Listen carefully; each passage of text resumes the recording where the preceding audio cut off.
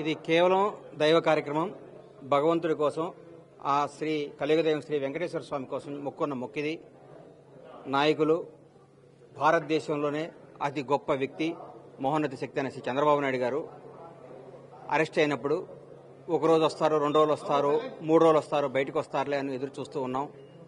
మేమందరం అభిమానులు అందరం ఆయన్ని ప్రేమించే తెలుగు ప్రజలందరూ ఆర్తనాదాలతో ఎదురు చూస్తున్న టైంలో ఆ బెయిల్ పోస్ట్ పోన్ అవుతూ సార్ జైల్లో ఉండటం జరిగింది. ఓ రోజు నేను సుప్రీంకోర్టులో 2-3 సార్లు కోర్టుకు వెళ్ళడం జరిగింది. 2 సార్లు పోస్ట్ పోన్ అయింది. ఈ రోజు తప్పకుండా బెయిల్ వస్తుందని ఆశతో సుప్రీంకోర్టుకి వెళ్ళి మార్నింగ్ 9ంటికి కూర్చున్నాను. 10:30కి గౌరవనీయులు న్యాయమూర్తి గారు ఇది నా ముందు విచారించబడదు అని చెప్పడం జరిగింది. ఆ రోజు నా కళ్ళు చెమర్చాయి.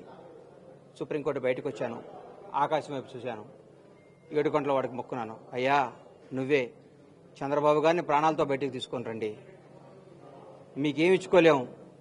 నా గడప నుంచి నీ గడప దాకా కాళ్ళు నడకన వచ్చి నీ రుణం తీర్చుకుంటానయ్యా, నీ మొక్కు తీర్చుకుంటాను స్వామిని, మా సార్ని బయట మొక్కోవడం జరిగింది. అనుకున్న 4 రోజులకే సార్ బయటికి రావడం జరిగింది. గత వారమే ఆ కేసు పూర్తిగా కొట్టేయడం జరిగింది. కొట్టేసినాక కూడా 7 గంటల వాడు మొక్కును ఆపుకోవటం తప్పు అని భావించి ఈరోజు మా ఊరు నుంచి పాదయాత్ర మొదలుపెట్టాను. భగవంతుడి అనుగ్రహంతో, అందరి ఆశీస్సులతో, అందరి అభిమానంతో 20 రోజుల్లో యాత్రను కంప్లీట్ చేయాలని సంకల్పిస్తున్నాను. ఇందులో ఏ రాజకీయ ఉద్దేశం కానీ ఏ ఉద్దేశం కానీ లేదు. ఇది కేవలం దైవ కార్యక్రమం.